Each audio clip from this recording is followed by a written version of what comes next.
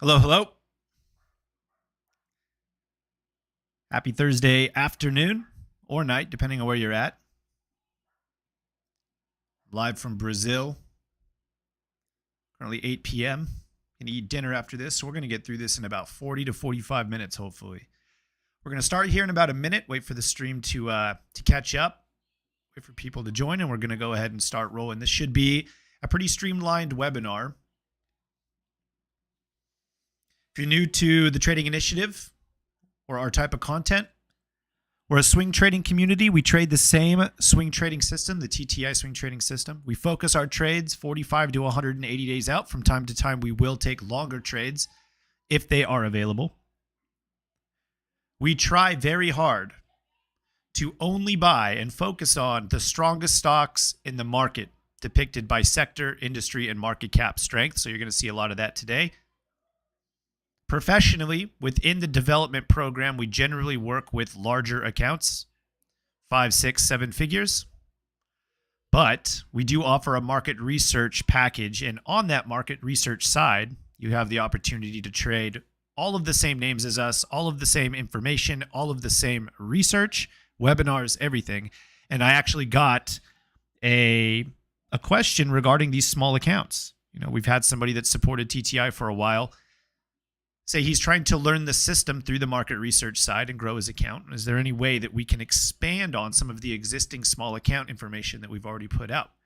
I have stopped creating content for small accounts, but we're going to try to tackle some of the issues most smaller accounts have, particularly swing trading, but we're going to do it obviously from the angle of our system. So if you have any questions while I am speaking, I might not answer them right at that exact moment, but when I have an opportunity to, obviously, I will try to get through them. Once again, this is going to last about 40 to 45 minutes. I don't want to take too much of your time coming into the long weekend. I appreciate your attention here. So the first thing I want to talk about is position sizing. And I guess the first thing we should do is I'm going to show you two different small accounts that we've used, or that I've used. It's me that have grown these smaller accounts using the system. I'm going to show you the market research side. I'm going to go through one, and then the one that I'm actually trading right now that was unintentionally turned into a small options account kind of challenge. So as you can see here, I started this account back in 2021 with a $200 deposit in our favorite trading brokerage, tastytrade. And this is just to show you that what I'm saying is not coming out of my ass. I've done this before. I've done it twice now. So I'm not going to sit here and tell you it's going to be easy, but the things that I'm going to talk you through are things that helped me excel growing a small trading account. I think it's incredibly difficult to do this. So God bless your heart if this is what you're doing. A $200 deposit. Now, most people, at least back in 2021, if that wasn't $2,000 in a day, they thought you were a failure. Unfortunately, I've been doing this for 14 years. And so I have realistic expectations, which we're going to talk through in a little bit. Over the course of 71 trades with a 1.97 profit factor. And if you think about the market conditions back in January, February, March, and April of 2021, it was difficult. That was GME blowing up. That was AMC blowing up, like up and down. The entire total tech market was actually down for a while because of that. I was able to 10x the account up and over 2,100. It ended up being like $2,300. Inside of the market research portal, I write up like individual trades and things that you can kind of take away from this. But just to prove to you, right, that I've done this before twice now. We're going to go through the one that I'm actively trading later. But if you ever do sign up and you have a smaller account, the entire trading history audited from Tastyworks is available for you to download. You can import that into any trading journal and go through every single trade I take, entry, exit, everything, contracts. It's really a nice way to kind of reverse engineer the entire process. So now that I've kind of proven to you guys a little bit that I know what I'm talking about here, at least from a small account standpoint, because I will tell you before we start, there's a completely different set of challenges if you're trading a smaller account. That shouldn't be a big surprise, right? There's a different set of challenges to trade when you're trading a smaller account than when you have more money. And the first thing most people have a problem with is position sizing. And I think this is probably 50% of your guys' battle when you're having, a small account. I had $200 when I first started the last small account back in 2021. There's very little room to screw up, right? I mean, we can all agree. 1 or 2 bad trades and you're already out. I'm not going to sugarcoat this. 1 to 2 trades and you're out means you just got to load the account again. Sometimes the randomness of the market, even if you have a 99% win rate, which is not real, but let's pretend you do, you can still, by probability alone, hit 2 losses in a row. It can happen. It's just like a roulette table. Anything can happen on an individual trade, particularly if market conditions are moving against you, right? What happens if you take 2 trades, even if your setup's there and the market decides to pull back, right? So I just want to point out that if you end up blowing a smaller account, we call it cost of doing business, right? Cost of doing, but you're paying your market tuition to learn this stuff. So the first thing is position sizing. And what we're going to do is we're going to model this, and this might be crazy to you guys, but it's just easier for math. So I'm going to model this as a $10,000 small account. Some of you guys are probably like, what the hell? Is 10,000 really that small? It is, to be quite honest with you. And if that's something you're still working towards, that's okay. It's a good goal. If you're sitting at $1,000, everything I'm about to tell you is still applicable, but due to math, I'm just going to go ahead and talk through it as if it's a $10,000 account. $10,000 accounts, first thing I need to tell you is one specific trade should not ever threaten your account's existence. Now, what were we just talking about? If you blow an account, the only thing you can do is just reload it. It happens, guys. It happens to even profitable traders. As a matter of fact, most profitable traders have stories of blowing accounts, like actual profitable traders. Everybody likes to, I blew a few accounts to try to get you on their side. Like, oh, this guy's just like me. Most guys are just fucking idiots. They blow their accounts all of the time and then use sub money to reload them. Let's look past that. Most people have blown accounts. I've blown accounts. Thankfully, I haven't blown an account in a long time, but I've paid my tuition as well. One specific trade should not ever threaten your account's existence. So if you have a $10,000 account, before we get into how we actually teach position sizing in TTI, think about how much one trade should risk on a 10K account. And it's a different number for everybody, which is what we're going to get into next. One trade should not threaten the existence of your account if it goes bad. And if you're trading options, I'm going to point out specifically calls, puts, call debit spreads, or put debit spreads, where your max loss is the amount of premium that you pay for the trade, you have to assume that at any point you could lose all of it. Even with the stop loss, you can lose all of it. Please, again, regardless of whether or not you have a stop loss, the premium paid on calls, puts, or spreads, the max you pay is your built-in max stop loss. It's your max risk. So even if you say I'm stopping out at 50%, what happens if the stock stops moving, it pauses, and then all of a sudden it reopens up and it gaps down against you and now you're down 100%. It happens all the time, particularly for those of you trading small caps. If you're swing trading, what happens if you have to take a phone call? What happens if you're in a meeting, right? So the first thing that you should focus on, regardless of your account size, but realistically a lot if you have a small account, is the premium paid equal max loss. If you're not okay with losing the premium paid, size down. Size down. I mean this. People, when I talk to them in other Discords and stuff, when they want my advice, they'll say I have a $3,000 account and I can only buy 4 Tesla contracts. And I'm like, what the fuck are you doing? Those Tesla contracts are $600 a pop. That's $200 or $2,400 in a fucking trade, and you have $3,000 in the account. It blows my mind. It's just gambling. That's all this stuff is. Assume that whatever you pay, you can and probably will lose. If you don't lose it, that's great. Stop loss hits and you're out, that's great. But assume that you can lose it. And if that max loss is enough to take you out of the market, reduce your position size. Let's talk about how we talk about finding out your position size. We use something called the 1R method. We did not make this up. This is very, very popular, but we have a spin on it.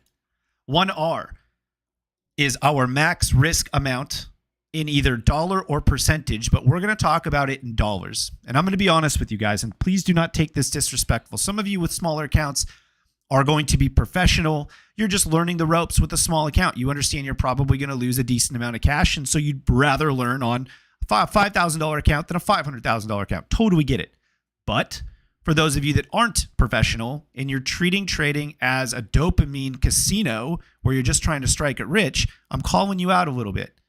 The 1R method in dollars is how we generally attack this idea.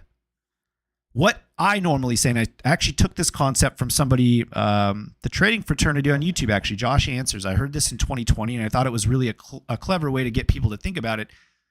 In a dollar amount increment, how much would you be willing to go out and spend, for example, on a Thursday afternoon or a Thursday night out without batting an eye?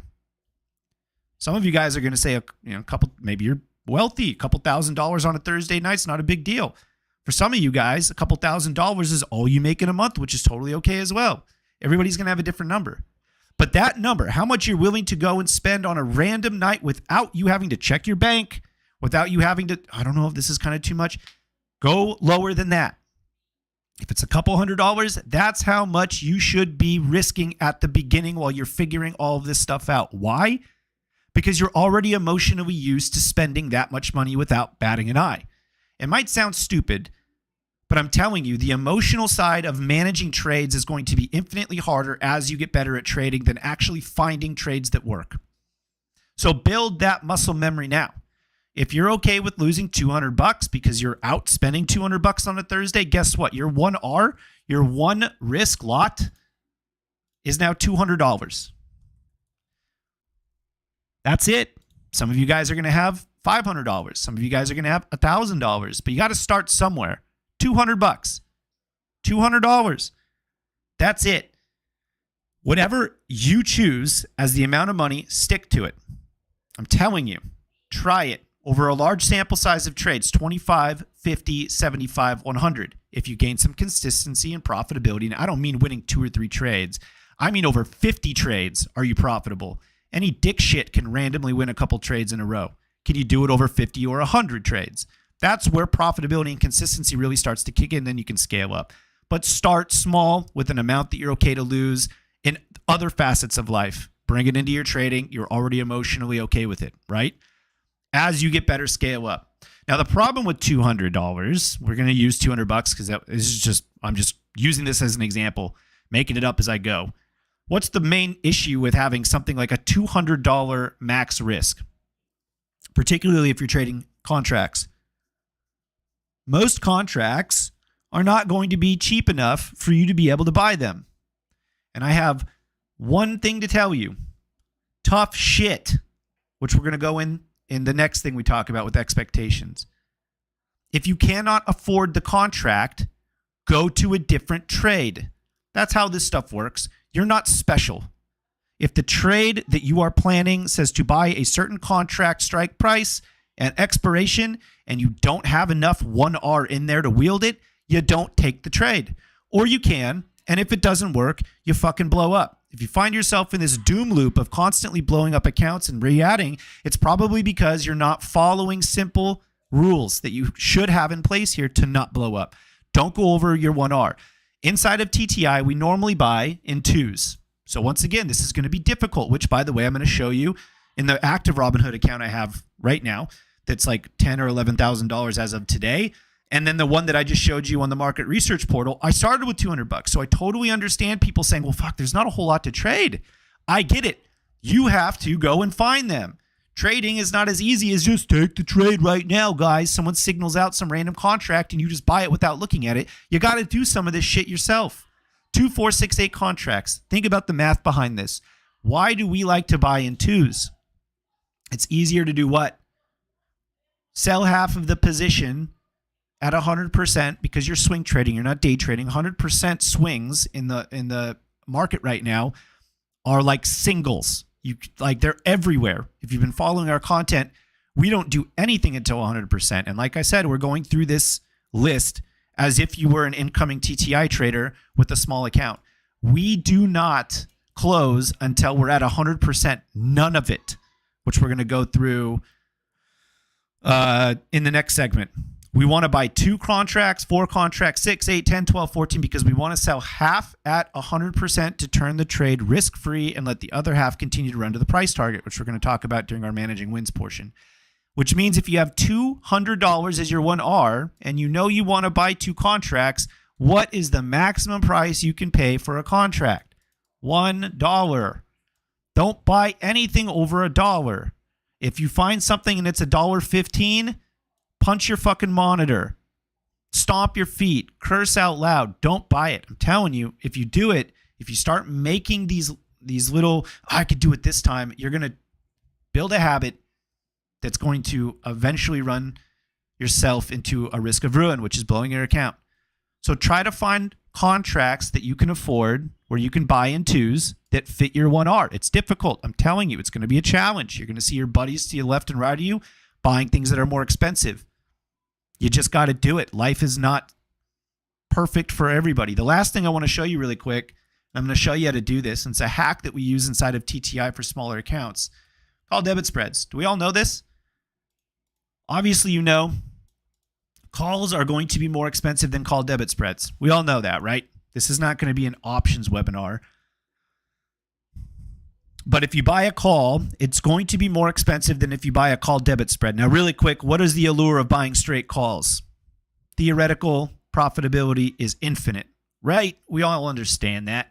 In certain situations, calls are preferable, particularly low IV environments where IV expansion can continue to pump the premium on our beautiful calls as we nail the direction breakout plus IV expansion, right? Makes sense. Call debit spreads, on the other hand, do not give you the same type of benefit on those IV expansions, right? You get the breakout, you're going to make money with call debit spreads because you got the directional play right, but because you sold a call further out, IV expanding actually degrades everything.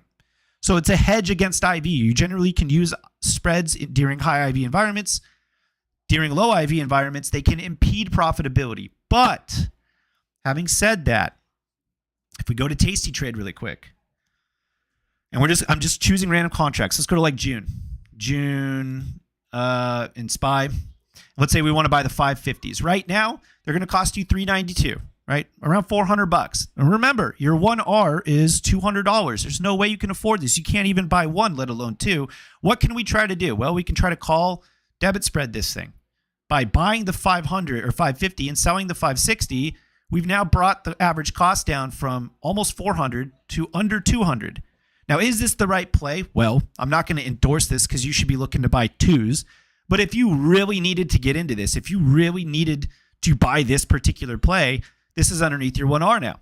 It's $193. You have a max profit of $807, right? That's a 4-to-1 setup. That's totally fine. But remove that and you have a straight call.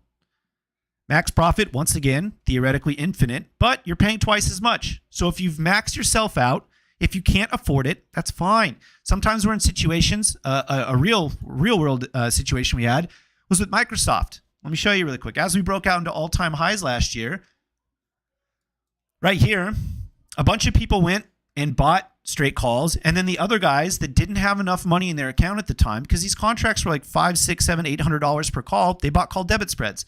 Let me ask you a question. Do you think they enjoyed buying call debit spreads into an all-time high? With a call, there is no max profit. With a call debit spread, there is. So as we hit our first profit target, the guys with calls got to chip a couple off and benefit from the continued move. What about the guys with call debit spreads? They didn't. They just had to close. What about Meta? We bought Meta down here at like, I don't remember exactly where it was, but it's down here at like 320. We bought calls, but also some call debit spreads. The guys that bought call debit spreads made good money. It was a 400% or 500% win. But we also had guys that won 2,000% in straight calls. So once again, I just want to point out that calls are obviously superior in certain situations, right? But if you need the trade, going in through call debit spreads can reduce your cost basis. Once again, looking at Tasty Trade, choosing a random contract. Let's say we want to buy the 0.25 delta at 0.25 delta. This is 0.22. That's $865 for a March 480 August call. What do you think it's going to be if we sell the 490 right on the outside? It's probably going to bring it down to like 200 something. 243.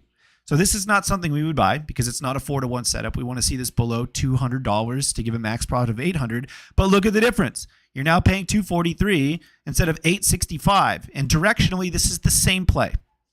It's the same targets, right? So there's your spiel in position sizing, identifying your 1R, understanding what your max risk should be per trade, make it feasible, something that you normally can go out and drop without batting an eye. Understand you should probably be buying contracts in 2, 4, 6, 8, 10 increments. And if you can't get into it, Call debit spreads are a great way to get into more expensive trades if the trade is really awesome. Okay, so that's number one, and that's super important. Like I said, this is probably 50% of the battle, is understanding this portion when you're learning how to trade specifically with a smaller account. You can't screw up with position sizing. So really, watch this again if you need to. Number two is managing expectations. This one is frustrating for me as an educator. And this is part of the reason, and I don't mean to be rude to anybody, this is part of the reason why I market towards people with bigger accounts, to be honest. Bigger accounts tend to have more realistic expectations. They don't expect to take a $100,000 account to a $250,000 account in 3 months. They don't expect to go turn that into a Lamborghini in a week. But for whatever reason, assholes with $200 in a Robinhood account think that it should be a $20,000 account in a week, or whoever they're trading with or whatever they're doing is a scam or it sucks. Or it's just stupid. So I'm going to give it to you guys raw and real because that's the type of person I am. Expectations. First things first, when you're taking a trade, you should know whether it's a short-term or a long-term trade. Short-term or a long-term trade. What does that mean? Well, from a swing trading perspective, literally, it means holding a position overnight, right? We hold a position overnight. It is, by definition, a swing trade. But inside of TTI, since we're going for 45 to 180 days and potentially a little bit further out on certain trades, short term for us is anywhere between 3 weeks to 3 months. That's generally higher beta stuff, right? For those of you in TTI, you know what I'm talking about. We pull up our daily stats indicator here. We use ADR, ATR, all of these volatility indicators. If we're looking at something and we go, this is kind of a slower mover. Great example, JP Morgan. Bring this out on the daily. This is a trade that I'm up nearly 400% on, which you're going to see in a second. This is a 1.49 ADR. When we opened this back in January, we were like, this is going to take a long time. It's going to take a while. It's just a slow moving trade. It's a mega cap value name that has a 1.49 ADR. So the expectation from the beginning is this trade's going to take a while. Now, let's use a different stock. Let's something that I know that we have position in right now. Coin's a great one. Coin's a 7.99 ADR. So you don't need to know everything about ADR right now to understand the concept that this number is bigger than the JP Morgan one. And this is a very high ADR for a large cap. 7.99 is a lot. So is it reasonable to expect that this thing will probably be a shorter term trade, 3 months upwards, something like that? Yeah, it moves quicker. It's more volatile. So the expectation when we're trading coin is this is probably going to be a quicker trade than something like a JP Morgan. And that's important for a small account. Why? Because first off, everybody with a small account is in a rush, which is terrible. It really just shouldn't happen. I don't know where there it goes. Everybody's in a rush with a small account. You cannot do that. You have to define, if the setup is there, you have to define it and set your expectation for the trade. If it's a slower trade, I'm going to show you how to look at the chain to find expirations in a second.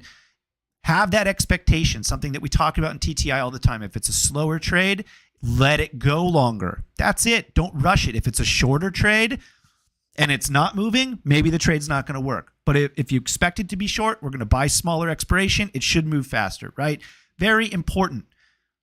Dave will talk about that in a different video, but it's a good one. There's a lot of content on the market research side about that. Previous webinars on it too. Afterwards, I'll shoot you an email with some links and you can watch it. Short-term versus long-term expectations for the trade. Anchor them. If you need to write a note on the chart that says, I'm expecting this to take a little bit longer, it will help you hold through some of the consolidations for long-term, et cetera, right? Once again, you don't need to be in a rush even with a small account. Everybody wants to flip the small account into a 10x overnight. It's probably not going to happen unless you're taking unbelievable risk, and unbelievable risk eventually runs you into a potential account-ruining trade, right? The next thing, because of the short versus long-term expectation. Do not, and look at the caps, I'm serious, do not buy shorter term contracts because they're cheaper. It blows my mind. You don't have to be an expert in options to understand that the specific contract you are using should be selected for a reason. Expiration matters, IV matters, strike price matters, delta matters. As soon as you fuck around with any of that, you are changing the structure of the trade. Once again, you are changing the structure of the trade. If I went back to that JP Morgan chart and I said, I'm buying June's or July's, I don't remember what I bought back in January, but I bought 6 or 7 months worth of expiration, they're now up 400%. If somebody else saw that and they go, I love the all-time high breakout, I totally understand it's the leading financial stock. Financial sector is just starting to break out. Fun fact, financials just closed at all-time highs today, so that was the right call a couple of months ago. But I'm going to buy March's. They would have fucking lost their trade. They would have lost their trade like day 3 because it gapped down off earnings. Changing the expiration or strike or whatever changes the structure of the trade. And most small accounts will do that because they think they're getting a deal. You're not getting a deal. You're getting a completely different trade. Do not ever buy shorter term contracts because they're cheaper. All right? In caps, for a reason. You're doing yourself a disservice. It's going to be a completely different trade. That comes along with short or long-term expectation. Let's talk about choosing expirations really quick. Choosing expirations is, in my mind, one of the most discretionary processes you can have inside of a discretionary system. There are some things that are systemized. For example, if you go back to TradingView really quick, even though everybody in here is probably a discretionary trader, probably none of us are fully systemized or using an algo or whatever. If you are, congrats. Most of us are discretionary in nature, meaning we make every decision throughout the trading process ourselves. So when we look at something like an ADR at 0.46, we're going, is this long or is this short? Like, what is this, high volatility? Is this low? It's discretionary, but we have thresholds, kind of like what Dave was saying. Our threshold generally for a higher ADR name is above 3. At that point, we're saying, hey, this thing moves pretty quick. That's pretty good for us. If things move less than 3, let's say something's moving at like 2.1, which a lot of our energy materials related plays right now are, our industrial related plays, our financial related plays, they are. It means they move a lot slower. So the discretionary portion of this is like, is this a long-term trade or a shorter term trade? When we go back to the chain, this is even more discretionary because if we made the decision that the trade is higher beta and thus it moves faster, right? It's a shorter term trade inside of our time frame. Understand we're in a cyclical and secular bull market, so most things are going to continue to go up more often than not. We want at the very minimum 3 months, 90 days right now. It's kind of the sweet spot for the higher beta stuff. So if right now is March, we're looking at like August's, right? We're not buying anything in July right now. As a matter of fact, we have a bunch of Julys that we opened up in January, but we're looking at like August. That's generally where our sweet spot is for the higher beta stuff. Lower volatility stuff, we're going out further, Octobers and Novembers, like 200 days right now, because these things are working, but they're working slow. And what we don't want to do is buy a slow moving trade in an August, watch it work, but because we didn't buy enough time, it's either not a big enough win for us to be able to manage it appropriately, or it actually loses, right?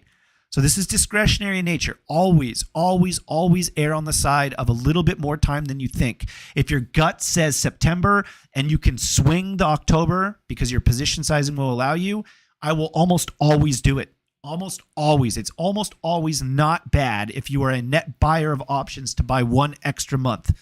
Almost. A little caveat because sometimes it does suck.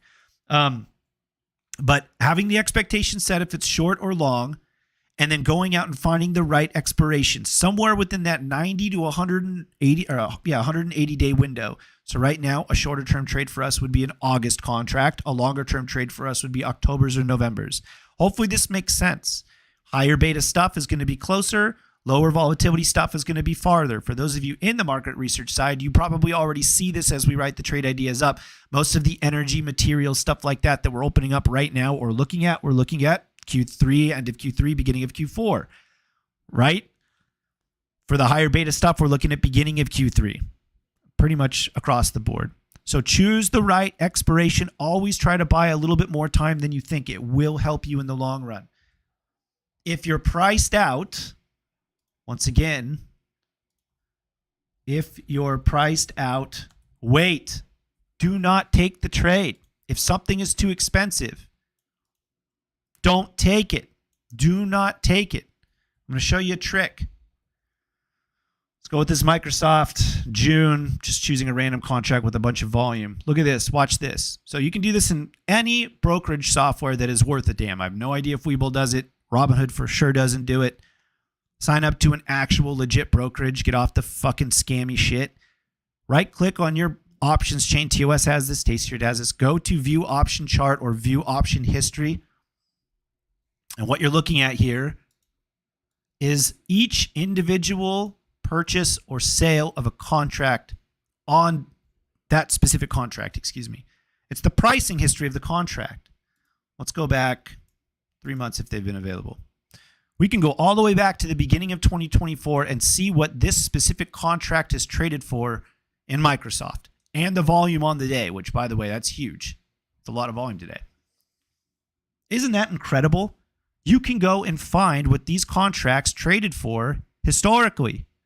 So if you're priced out, let's say you want a contract, the strike price is right, the delta is right, the expiration is right, but it's just a little bit too expensive. Go look at the options contract history and see if maybe in the short term, these are overvalued. Now, I'm not going to go through the BRB entry mechanism that we normally talk about in our webinars because I've talked about it so much and it's just a completely different topic. But there are ways to snipe these fills at discounted prices. You love a contract, that's fantastic. But if it's too expensive, you either wait, snipe it as it falls down and comes into your target range, or you move on to the next trade. Utilizing something like this and finding the price history will allow you to understand, for example, just about a week ago, somebody spent $1,585 per contract on this. And as of today, people are paying about $1,000. So there's a huge discount there, right? It's the same trade, same contract, but somebody's getting it for $500 cheaper. So if you find yourself priced out, go and look at the options contract history and see, is this juiced? If it's on the way up, maybe you don't buy it. If it's on the way down, maybe you stock the trade, wait for the contract to potentially pass into your buy zone. It's an incredibly useful tool. I just watched my YouTube viewers go from 55 to 19 while I talk through this, and this is arguably the most important part, which is why I think most people are fucking never going to do shit in the market. Like, just being, you guys signed up for this, right? No, you guys didn't sign up for this. It's free. But I'm being serious. This stuff is not entertaining.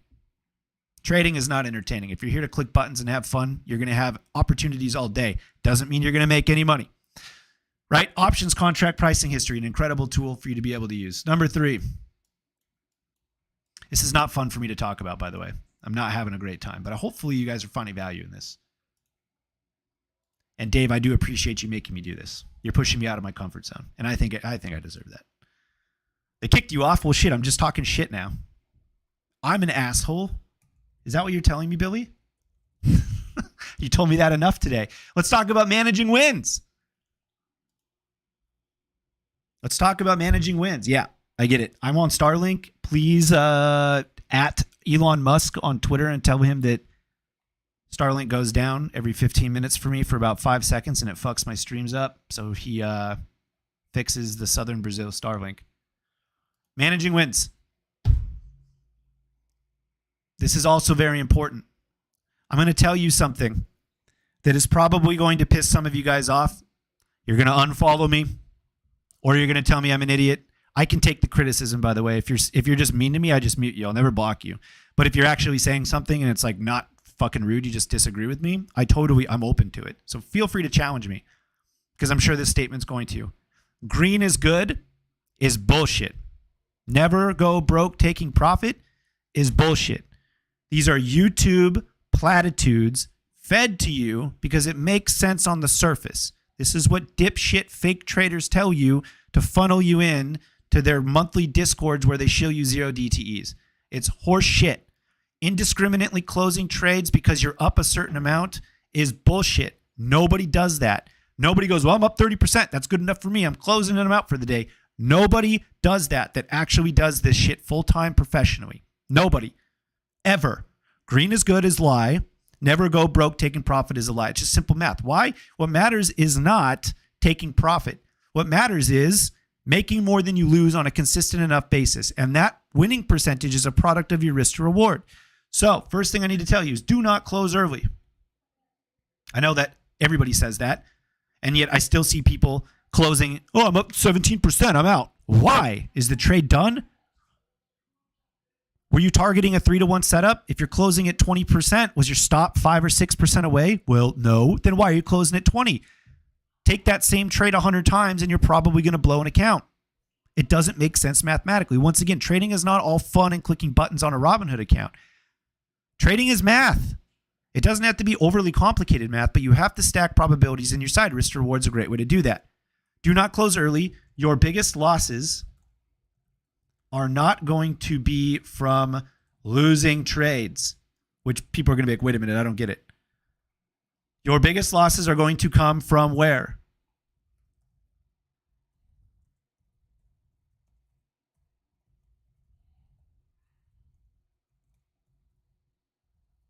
Opportunity cost. Opportunity cost, guys. Opportunity cost. They come from closing your best trades early. I challenge you to go back and look at your 2023, and we do this in TTI, and I know for sure this is going to be real. If you go back into 2023 and you categorize your top 5 trades that year, tell me how much of profit they brought in versus the next 25 or 50. The top 5 trades are going to be a lion's share of your profits. They're going to make up for all the singles and doubles that you hit, the strikeouts that you miss out on. Your biggest trades are going to have an overwhelmingly positive skew on your equity P&L curve for the year. If you are routinely closing those opportunities early, you are paying an opportunity cost that could set you back fucking years. It makes no sense to me. If you find yourself running hot on a day, don't stop. One of the things that drives me nuts for day traders is like, oh, I'm going to make $200 today and then I'm leaving. Why? If you made $200 in 6 seconds, why don't you make 2,000? Obviously something's working well that day. It's just like a poker player. I say this all the time inside of TTI. If you get, let's say you get dealt double aces, do you play the same pot pre-flop with double aces as you would like Jack 9 offsuit? Fuck no. You build the pot. You force people to pay. You have the highest statistical chance of winning pre-flop. Make people pay. What happens if you flop it 4 times in a row? Do you go, I'm done with poker, I'm leaving for the night? Fuck no, you're on a heater. Press your risk for whatever reason, divine intervention, whatever, is giving you the opportunity to exploit the fish to the left of you, right of you, whatever it is. Do it. Don't stop. Same thing with trading. If you find yourself in a situation where things are going nuts, take advantage of it. Because I'm going to tell you something, it doesn't last forever. And when the market goes back to being range bound and consolidating, people complain, people get bored, they lose money taking just stupid trades. And all of a sudden you're like, why didn't I make more money when the things were going great? It's because you're closing your best stuff early. So hopefully I've drilled this into you. It's a huge concept in TTI. There's a reason why we have so many 1,000% winners, and it's not because we're necessarily better than anybody at choosing stocks.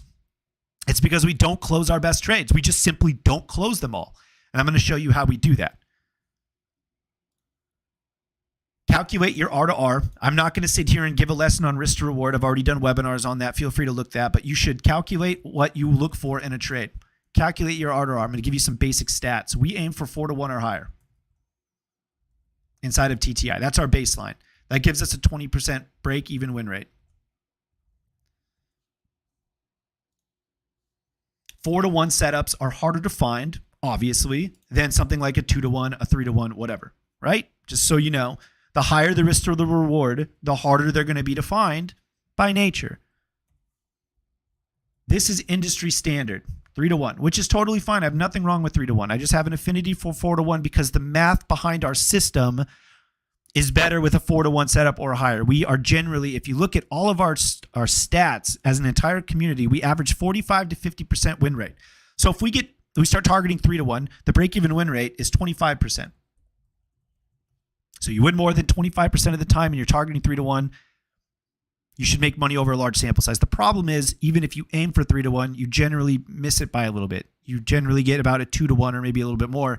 And if you're not executing the system well, all of a sudden you could run into some profitability issues, right? We don't want to do that. So we try to aim for 4-to-1 or better. And through just the natural randomness of the market, maybe we mismanage a position that generally skews back a little bit. So we actually average closer to 3-to-1 to 4-to-1, even though we're calculating and targeting 4-to-1. Hopefully it's not all perfect in the trading world, right? Like I'm being as real as possible. You could plan something perfectly and things are still going to slip up, especially over a large sample size. So calculate your risk to reward. I'm going to show you to do that right now. Here's I think this is a chart we're thinking about taking. So I'm going to delete the fibs for you and I'm going to show you how we do this. From a TA standpoint, my RSI is just gone. That sucks. I have to like reset it up now. We use Fibonacci extensions. You don't have to use this if you don't want to, but the reason why I like Fibonacci extensions, well, for two reasons. One, everybody uses them, so there's some self-fulfilling prophecy. If many, many people use the same thing, and by the way, horizontal levels are universally agreed upon within the technical analysis community that they're great for support, resistance, breakout points, everything. It's very hard to fuck up a horizontal level, well, because it's a single price point or zone. Where most people get in trouble is when they draw trend lines that are sloped, descending or ascending, because everybody, what happens if this guy's is here? What happens if this guy's here? That entry point is more discretionary in nature. Your stop's more discretionary in nature. There's less self-fulfilling prophecy. A horizontal area is pretty fucking straightforward. And that's statistically proven, by the way, in the CMT material, Bukowski. Horizontal levels are the bread and butter of trading, technically speaking, support, resistance, etc. So Fibonacci levels, lots of people use them. Self-fulfilling prophecy at the 1.618. But what I love about these is the math behind it. What is, if you buy the one, you close at the 1.618 for a profit target, and you stop out at the 786. What is that risk to reward just by running the fib extensions like this? It's a 2.8, I believe. So if we run it just right out of the box, we should have very close to a 3, 2.86 or something like that. 2.83. Wow, it's magic. We're pretty close to that 3-to-1, which is like bare minimum what we're going for. Now you're a technical trader, which means you're discretionary in nature. And in technical trading, we generally like to put stops where? Is it arbitrarily in the middle of a range? Probably not. Is our entry going to change here? No. Is our take profit going to change here? No. It's all set up based off of TA. It's the fib extensions. But what can we manipulate here based off of previous price action? You're a technical trader. We understand previous price action builds support. If price breaks below support, the trade idea becomes invalid. We can slide this up right underneath range. Let's skew this over a little bit. Let's get more realistic. Somewhere right there.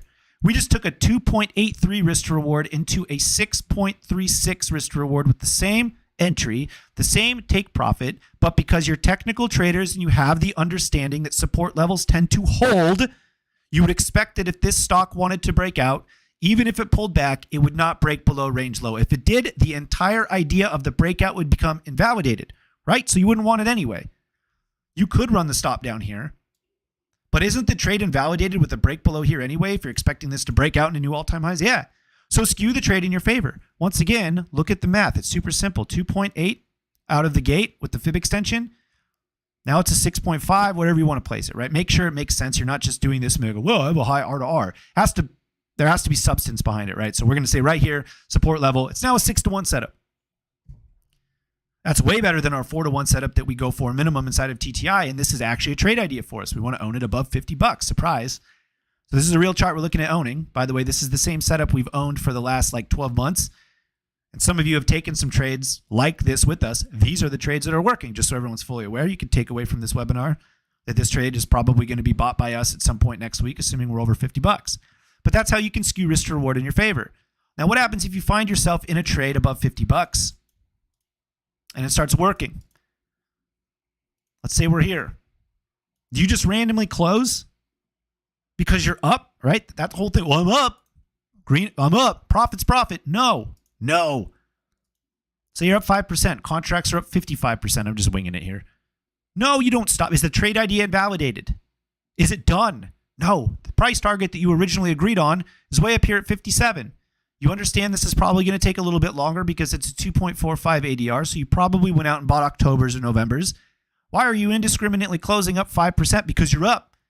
Doesn't make any sense, right? And we're in a number of these, right? We're in a number of these types of trades. RCL. I have no idea if these are going to play out, by the way, but this is the idea behind it. Long-term trade, RCL, STLD. Long-term trade. This one actually ran pretty quickly, but this is a long-term trade. It's a low ADR. Valero.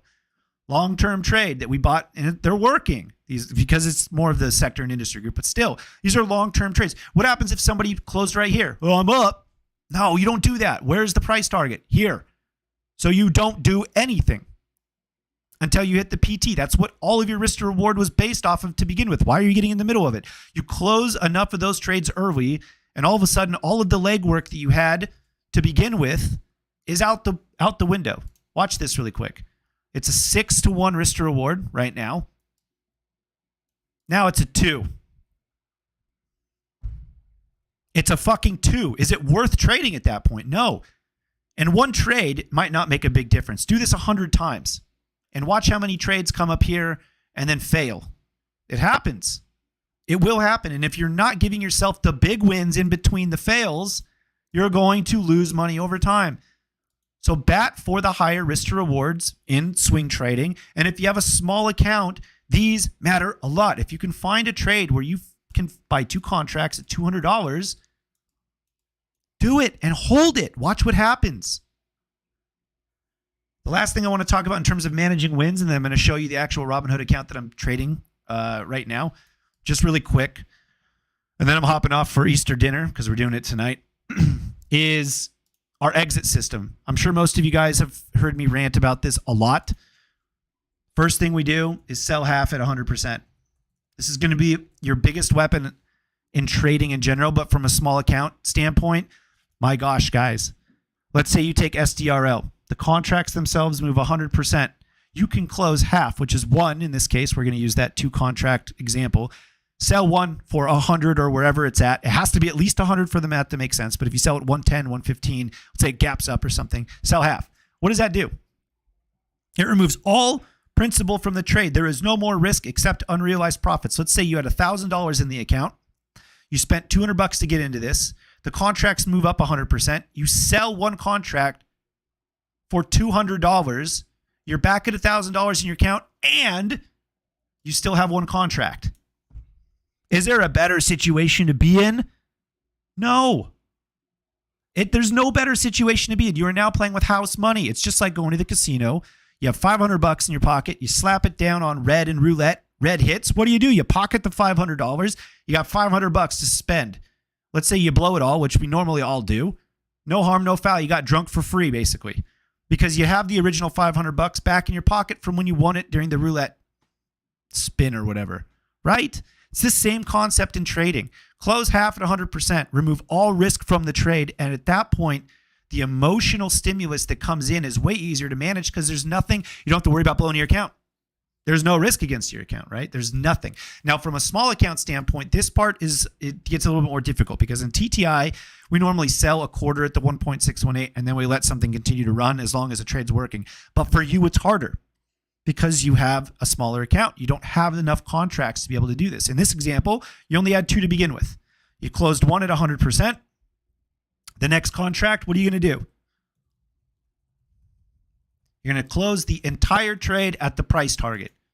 That's it. If you bought 4, different conversation. Close 2 at 100%. Close 1 at the 1.618 fib extension, which is your original price target, or whatever your price target is. It doesn't have to be how we do it. And then let the last one run. So at this point, it's free. Then you took a bunch of profit. And the last one we call a lotto ticket inside of TTI. Once we've taken profits, we've hit our profit target, and we still have a small portion. We call it a lotto ticket. It's already paid for. We already got paid, and it's free. Let's see how far this motherfucking thing can go. And this is how, by the way, we post a couple 2,000 to 3,000% winners per year. It's designed through the system. We put ourselves in the opportunity to capture those. So when people are like, those aren't common, you're right, they're not common. But guess what, dick shit? You'll never, ever get one by selling at 30%. Ever. We give ourselves a fighting chance to capture some of these. And by the way, some of these end up being worth a lot of money. And it's always the ones you don't expect. It's always the ones you don't expect. Corebridge is a great example.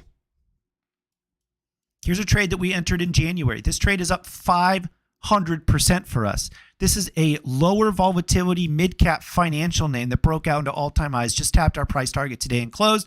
We closed a large portion of it because we have Aprils that we bought back in January. I would have never expected this trade to be worth 500%. Never. But it's not up for me to decide which one is going to be the big runner. What's up for me is manage risk along the way, and we'll figure out which one we'll know when it starts to happen. ARM. Did we expect this to be 1,000% winner when we originally bought it? No. But guess what? We managed risk through the trade, caught the big gap up. Next thing you know, we're sitting on thousands of percent of profit. So don't try to predict this stuff. Manage it day by day, candlestick by candlestick on the daily, and you'll find yourself getting more lucky than not. We talk about this all the time inside of TTI as well. There is absolutely luck in the market, 100%. But what's not lucky is consistently finding yourself in those situations. Obviously, you're doing something right if you find yourself consistently getting lucky.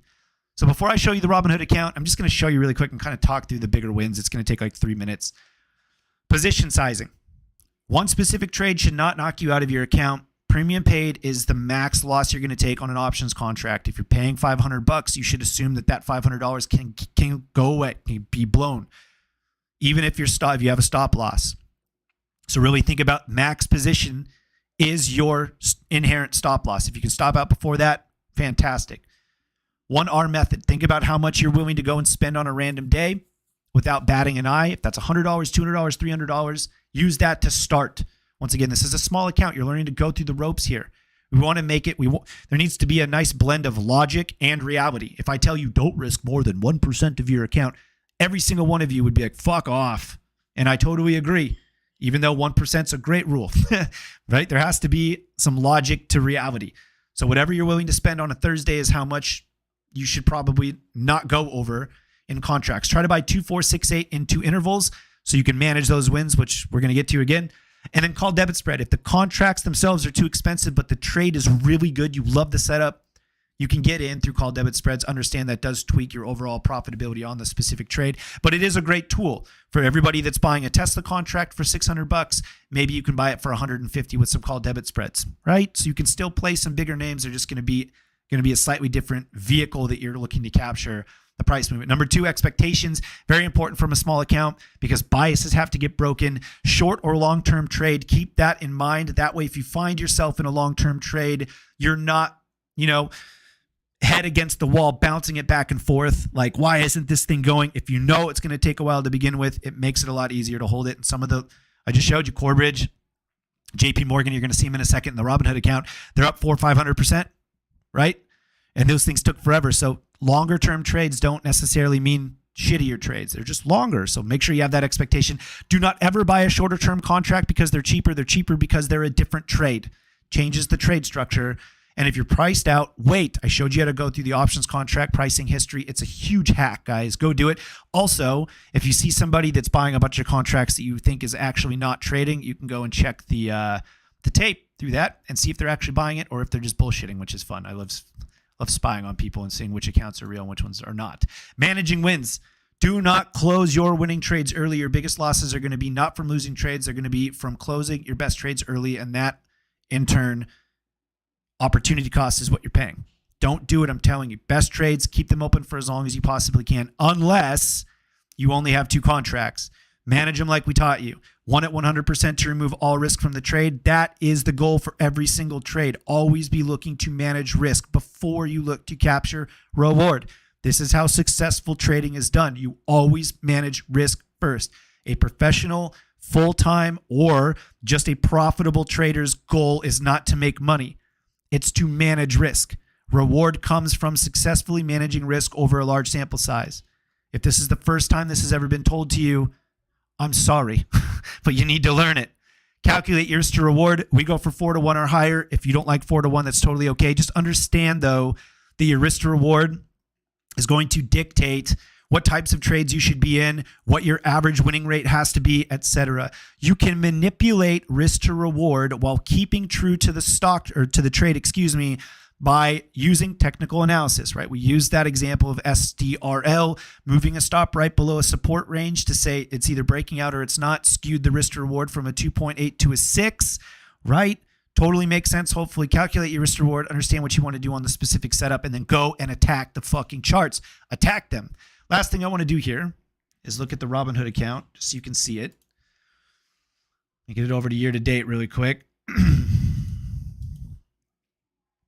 So this account was originally funded to run some experiments inside of our group, back testing new strategies, things like that.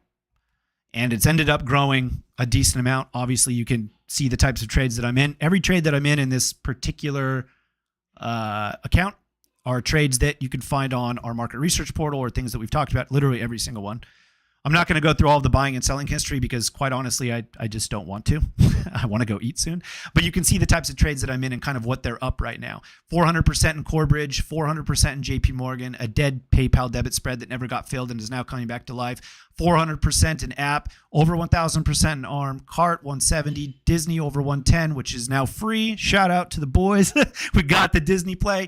TSM, which is free. AbbVie up 40. You can see everything that I preach to you guys is shit that I do 100%. And this is by all means a small account. This is not a lot of money. And it's taken me about 3 months to do this. Now I'm not sitting here and telling you that I've blown everybody out of the water. Absolutely not.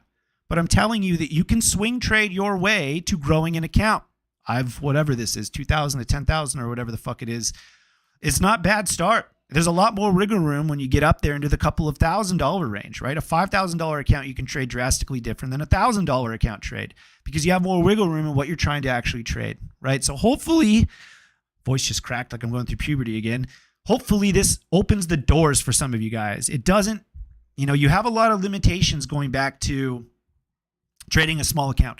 Swing trading, something that used to be pervasive in the market back in 2020, 2021 when people were first starting is I'm gonna swing trade my way to $25,000 and then I'm gonna day trade. Like it's such a stupid fucking thing to think. If you're gonna swing trade, swing trade. If you're gonna day trade, day trade. But understand you have limitations with a smaller account. You cannot take the same risks that some of the guys with larger accounts can. You have to be more selective with your contract process, everything. Okay? Hopefully this helps. I know, we all start somewhere. So don't take anything I say as personal or offense. I do this shit all the time. The guys that pay me a lot of money to get berated all day, they learn really fast. And I'm very proud. We've had the best quarter we've ever had in 4 years. It's been pretty hard to fuck up this quarter. So I appreciate any of the guys in TTI listening to this. It's been a very, very fun quarter. I can't wait to shoot the shit with you again on Sunday and come up with the April trading plan. For those of you that are interested, the links are in the description of this video. Just check it out. If you do want to take the next step, apply for the TTI development program. We'll have a quick talk. If it makes sense, we'll extend the offer. If not, I'm going to point you in the right direction. Last month, or this month, I guess, March, we let 9 new people in. We had 32 people interview, so it is a selective process. I just want to make sure it's the right type of people. I'm not going to take your money if I don't think I can help you. We also offer all of this stuff, the market research portal, really quick. We also offer just this, so no Discord. You don't have to worry about me ranting and raving at you, but we put trade ideas out, all of the different stuff, webinars, things like this. We have private ones all the time. You get all of our scans, everything. It's really a nice little addition to everything that you're doing. So if you don't want to sit and spend time with us in Discord or you're super busy, this is an awesome alternative. The links, once again, are in the description. I appreciate you guys' time. Happy Christmas Happy Easter if you're celebrating. If you're not, enjoy your long weekend. Tomorrow we have PCE numbers. Markets are closed. Hopefully all of the positions that you have on the books right now, you're okay with whatever the market does on Monday morning. Thanks again. I'll catch you next webinar.